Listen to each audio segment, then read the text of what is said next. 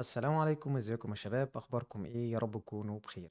كل سنه وانتم طيبين، وبمناسبه السنه الجديده دي احنا ان شاء الله راجعين بشويه كورسز كده هتفيدكم وتكون جميله باذن الله. بس طبعا قبل ما نبدا انا حابب ان انا اتوجه باعتذار كبير ليكم على فتره الغياب الطويله دي. هي طبعا فتره غير مقصوده للاسف، بس غصب عني والله، لظروف خارجه عن ارادتي. بس الحمد لله الامور استقرت، والحمد لله راجعين ان شاء الله بشويه حاجات آه، جامده جدا. إحنا بدأنا شوية حاجات كده سجّلناها بالفعل، بس أنا مش حابب إن أنا أستعرضها إلا لمّا أدخل شوية في الcourses علشان الناس تبدأ إنها تذاكرها مرّة واحدة. آآ طبعًا هنبدأ إن إحنا نستعرض مع بعض زي ما أنت شايف كده من العنوان قدّامك. هندخل في الJavaScript، ودي طبعًا الحاجات المهمة اللي الناس يعني محتاجاها جدًا. طبعًا ممكن يتبادر لذهنك طيب والكورسات القديمة اللي إحنا ما قفلناهاش دي وضعها إيه؟ طبعًا اتسجل منها شوية حاجات. هي طبعًا زي ما قُلت لك أنا مكمّل إن شاء الله في الCSS زي ما إحنا. شوية الحاجات اللي باقية في الCSS دي هنبدأ إن إحنا نستعرضها مع بعض. بس أنا ما باحبش إن أنا أمسك كل جزء لوحده وأدخّله في المشروع. أنا هيبقى معايا إن شاء الله الJavaScript والHTML والCSS دول إن أنا أدخّلهم في مشروع، أعمل لهم combine كده عشان تقدر تبقى فاهم ومستوعب كل حاجة بنوظّفها إزاي، مش مجرد إن أنا باستعرض لك fundamentals وخلاص. طيب، بس طبعًا الJavaScript بما إنها كلغة برمجة فأنا لازم إن أنت تتعرّض للBasics بتاعتها بشكل قوي الأول ودقيق، علشان إن أنت تقدر توظّفها بشكلها المثالي. فبالتالي إحنا زي ما أنت شايف قدّامنا كده هنبدأ بالJavaScript Basics. هناخد مقدمة عن الJavaScript، بعد كده هننتقل للcore concepts بتاعتها. يعني إيه JavaScript، إيه الvariables والdata types، إيه الfunctions، ويعني إيه scope وDOM manipulation بشكل عام. بعد كده هنبدأ إن إحنا نتطرق لحاجة من الحاجات اللي أنا شايفها جميلة جدًا وهتحتاجها في أي framework مستقبلًا، هي الevent handling. بعد كده هندخل على الadvanced JavaScript زي الclosures والhigher order functions.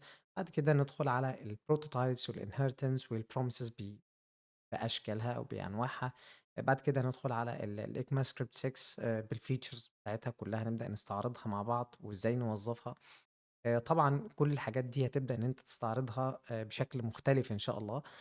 آآ مش هتاخد بس مجرد إن الحاجة بتعمل كذا، لأ، هنبدأ إن إحنا نجاوب على شوية أسئلة زي هنستعملها فين وإزاي وإمتى وليه، وإيه الحلول المتاحة معانا.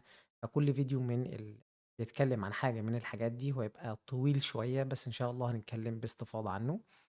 بعد كده هنبدأ بقى ندخل على طبعًا مشروع كامل عليهم، إن إحنا نوظّف الJavaScript مع الCSS مع الHTML بشكل كويس يعني، ويكون سهل إن شاء الله على الناس إنها تستوعبه.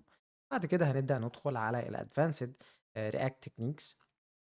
طبعًا الstate management هي من الحاجات الadvanced. طبعًا إحنا لسه ما تعرضناش للRedux أو الRedux toolkit أو Zostand أو أي حاجة من الlibraries اللي إحنا بنستخدمها دي. هتتعلم إزاي تعمل optimization للperformance بتاعك بكل أشكاله، إزاي تعمل custom hooks وإمتى بتحتاجها أصلًا. بعد كده ندخل على الreact pattern بأنواعها. بعد كده نبدأ ندخل على الserver side rendering والnext.js. طبعًا تبُص عليها دلوقتي ممكن تتخض شوية من كم المصطلحات اللي موجود، بس حابب أطمنك الموضوع إن شاء الله سهل. وطبعًا في خلال ده إن شاء الله in parallel هنبدأ إن إحنا ندخل على الbuilding design system، ودي من الحاجات اللي أنا باحبها جدًا. هو الموضوع ده هيبقى advanced شوية للناس اللي هي already شغالة. هتتعلم إزاي تعمل design system، تحط الproject structure بتاعك، إزاي تعمل organize للfolder، إزاي تعمل separation للcomponents بتاعتك والhooks والutilities والassets والhelpers وكل الكلام ده.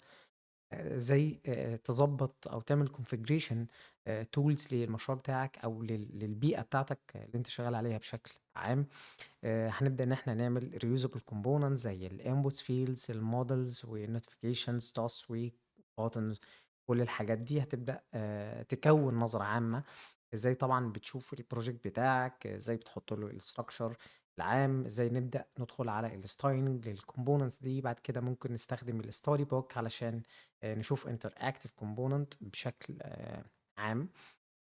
طبعًا هنتعرّض لأنواع كتير من الstyling، مع إن أنا أبدأ إن أنا أفضّل الtailwind CSS لقوتها وسهولة استخدامها برضه حاليًا وانتشارها في السوق بشكل عام.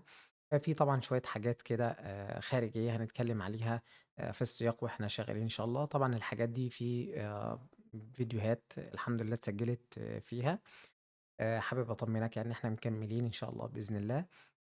وحابب أقول للناس إن إحنا إن شاء الله راجعين بشكل قوي. فاستنونا إن شاء الله بمناسبة السنة الجديدة دي. واعتذار مرة أخيرة بسبب فترة الغياب دي، وأشوفكم على خير. سلام عليكم.